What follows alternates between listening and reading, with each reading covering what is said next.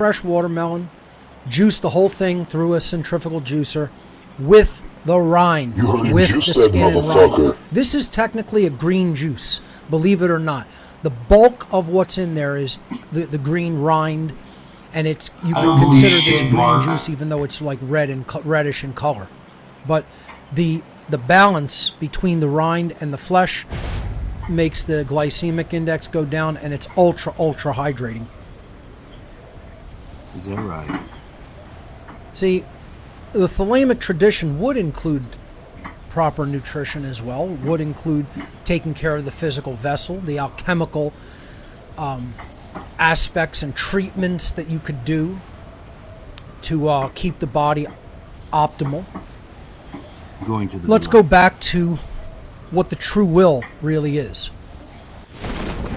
The true will is the opposite of your base desires, of what you want, what I want to do, the comforts that I want, the pleasures that I want. That has nothing to do with the true will.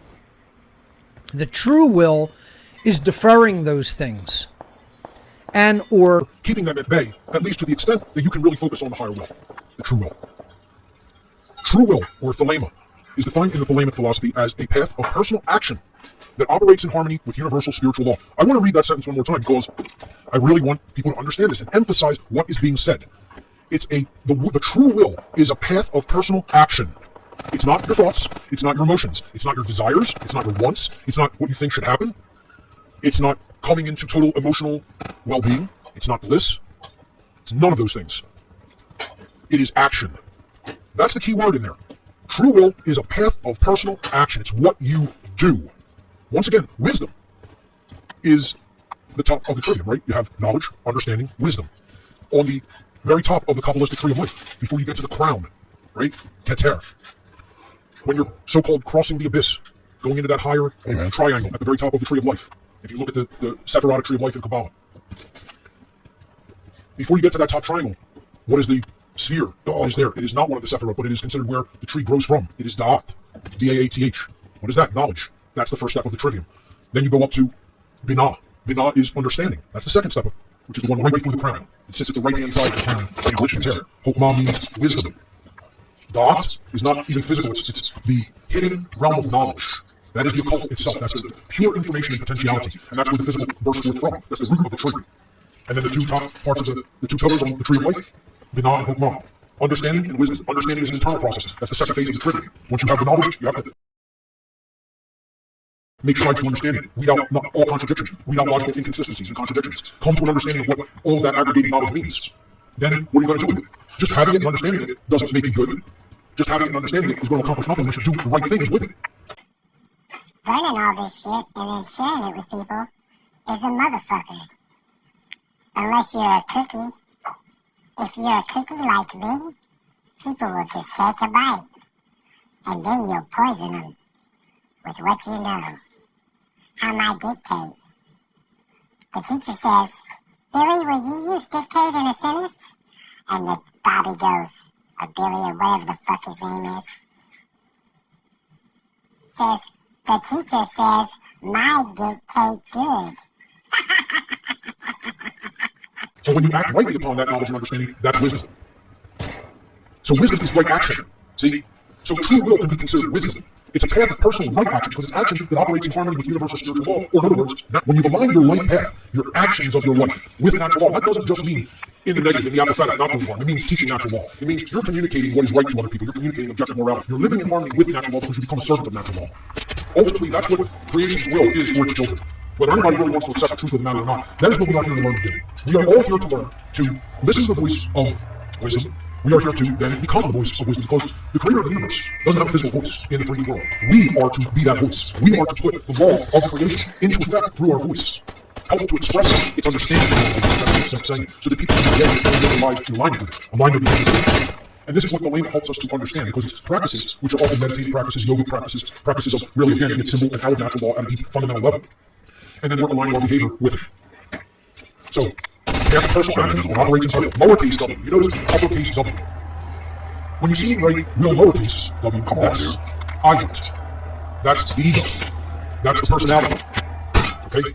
That's the role that one is playing in the world. Higher-case W, capital W, uppercase W, is the true will of the layman. Lowercase w is what do I want for me? My desires, my comfort. What I want to do, as opposed to what I know I need to be doing, should be doing, must do. Totally different. Distinct and separate from lower-case desires. True will manifests from the interplay between the higher self and the whole universe. Once again, that's what the Kabbalistic tradition and the tarot tradition show us when we study them in conjunction with each other. When we lay the tarot cards out on the two trees, the two Kabbalistic trees, microcosmic tree and the macrocosmic tree. One shows us the path to the higher self, from base desires and being stuck in ignorance to self-mastery. The other tree shows us the forces of the universe, from judgment, when we remain in base desires and ignorance, to natural law, which is justice, when we have applied self-mastery. So that's where will is born from. It manifests from the understanding and interplay of the higher self and all of creation. So it's the understanding of the self as us. And the true will then, once we the true will, that path of action, will guide us. Those of us who will follow it, who will actually do that action. It will come into a place of wisdom. It will put you on to your ultimate purpose in life. It will put you on to the purpose that you manifested here for. And see, I could say all day, yes, I'm better about it. From an egoic point of view, from a personal point of view, I'm better, I've done all of this work and the world is still completely enslaved. Let's face it, I got a big chip on my shoulder about it, from a personal point of view. And I feel like I got that chip on my shoulder because I've been trying to explain to rock-hard heads out there that you need to take action. It's not good enough. You can know every bit of this and it's useless. Unless you yourself are taking action based on it, because that's the whole and all-encompassing, all-important word in this age. If you don't understand that the true will is action, it's not about anything you want, it's not about what you know, it's not about what you feel inside, it's about what are you going to do? What are you going to do? If you haven't answered that question, and then make it happen, you're not doing the true will. You're not on the path of the true will. You have no real purpose. You're floating through life effortlessly. Not effortlessly, but you're floating through life aimlessly. You don't have a clear... See, this is what the layman helps with. For the adherent, for the student, the practitioner, however you want to look at that. 2, develop a clear picture of what they must do by reading its documents, by studying it, by really pondering what it means, not just even listening to the words, okay? This is a personal relationship. No one would then start asking the question, oh, what can I do? What should I do? I don't know what to do. That will be gone. Gone from you. And this is part of the problem. I think because people don't go deeply enough into esoteric knowledge and into the world of the occult, and they think, oh, this is some other fucking moron told them, yeah, all the occult is bad, and you should look at any of that. No, it's actually the most powerful information on Earth, in the cosmos in general, that the elite is stupid motherfucker. That's really how it works. So once again, anybody's free to think of it however you want. Probably was a Satanist, I'm not looking at anything from the fuck that. Stay a dumb motherfucker then. Stay a purposeless person, floating through life aimlessly. And you're not going anywhere else. You're coming right back here. You're going to do it again and again and again and again until your hard head fucking breaks like a rock. Until the ego gets busted down into powder and then broken down even more into nothing. You're coming back here forever until your hard head decides that it's the thing that is wrong and needs to change. But you're free to believe whatever the fuck you want and make that process as painful as you want to make it. The universe will let you have that. You're not hurting anybody but yourself ultimately. But part of the problem is you kind of are because you're hurting other people that actually do want to be free. With your ignorance. You know, in the long term harm others.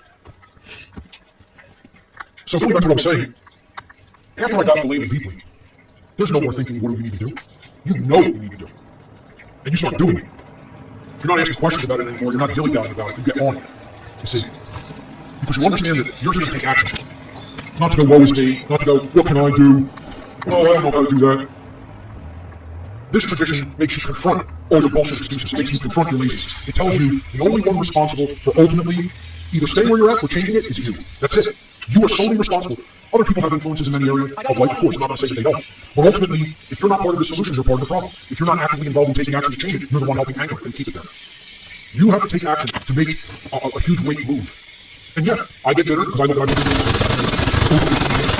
What has changed? Hardly anything. There's some more people who are in grasp and understand the great and do it themselves. Yes, that's happening slowly. All too slowly, but it is happening. But when you get all this personal path of action, it totally defines your purpose in life. And there's nothing better than living a purpose-driven life.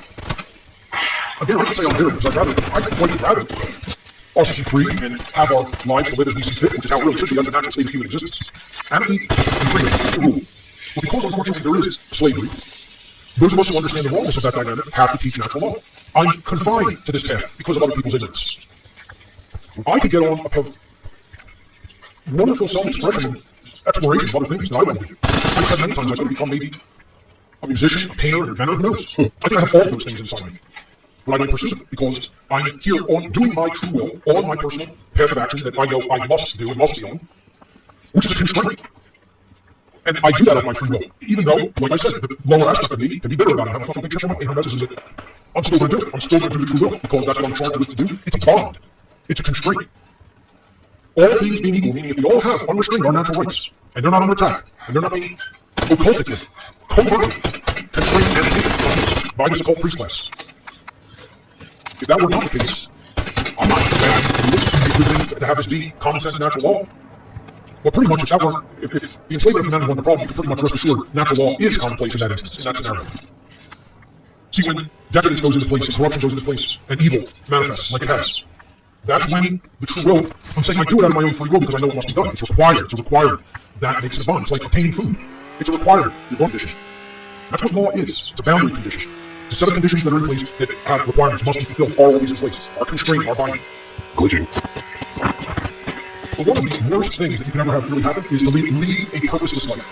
To lead a life where you don't know what your purpose is, or you don't even care what your purpose is. And let me tell you something, there's a ton of people in the world living like that. A ton. Just living with no purpose. So, while on one hand, yes, I'll say, I could be bitter and have a chip on my shoulder about having to do this work nonstop. It absolutely fulfills a purpose-driven life. And that's one of the hardest things for most people to find. How do you find what your purpose is to do? Thelema can help you discover that. It can help put you on that path, if you understand it. So let's continue with more about the true will. Those who are in touch with the true will have eliminated or bypassed false desires and internal contradictions, and have access to deep connection with creation itself. Once again, doing the true will, you could say some people may completely eliminate base desires. Bypassing or keeping a handle on them is one way of saying it, where I will still make time to put together a nice presentation like this. I will still make time to have my talking points ready, what I want to really discuss with people, make the points that I want to talk about and flesh out. Does that mean I can't ever do anything of my own in other time that I have during the week? No, I can still go out and enjoy myself, go see music, go fucking the game 24/7, non-stop. What it means, you're making that your life. This is what you're going to take a portion of your life to do, to express to other people, to teach, to communicate. Most people just will not make it their life. They will not make it part of their life. They just think, I heard it, and I understand it, and that's good enough. I'm basically a good person, I'm not harming anybody, and I understand what's going on. It's still not enough. Not reaching out to others means you're allowing the voice of evil to be louder than everybody else, to be louder than you. See, if there's evil taking place, you're not speaking against it, you're not doing the true will. You're not actively involved in developing the true will, and you haven't conquered, to the extent that you need to do the true will, those desires, those contradictions within the self, within the base of self. See, it doesn't mean that someone living the true will has no base desires. It doesn't mean you live in an ascetic, monk-like lifestyle, okay? That's what you have to understand. Thelema is not that. No occult tradition is that, truly. Those ascetic traditions are largely Eastern and some Middle Eastern traditions, and they're not healthy, quite frankly. They're imbalanced. They're positions of extremity that don't lead to good places because you're putting one aspect of consciousness, spirituality, over another aspect of consciousness, which is physicality. Physicality and spirituality don't need to be seen as completely separate and never between shall be concepts.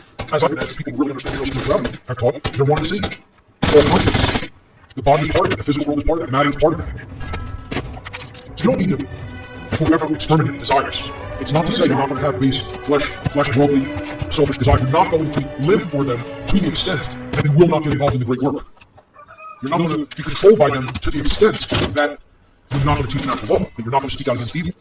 Personally, it's, the idea that you can fulfill base desires from time to time and not be perfect. No one's going to be perfect. Again, this is about leading a monk-like ascetic lifestyle for the rest of your life. No one's asking that or even saying that's a good idea. Again, I think it's a place of extreme and imbalance in consciousness. But what I'm trying to get at here in the true will, keep those things in check to the point where you are making the doing of the great work